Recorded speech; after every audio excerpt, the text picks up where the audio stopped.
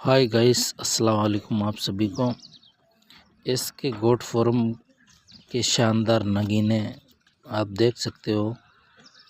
अगर किसी भी भाई को चाहिए तो इसके गोट फॉर्म पे संपर्क करें। छोटे बच्चे, बड़े बकरे, अगर कोई भाई शौकीन है पालने के लिए तो संपर्क करें।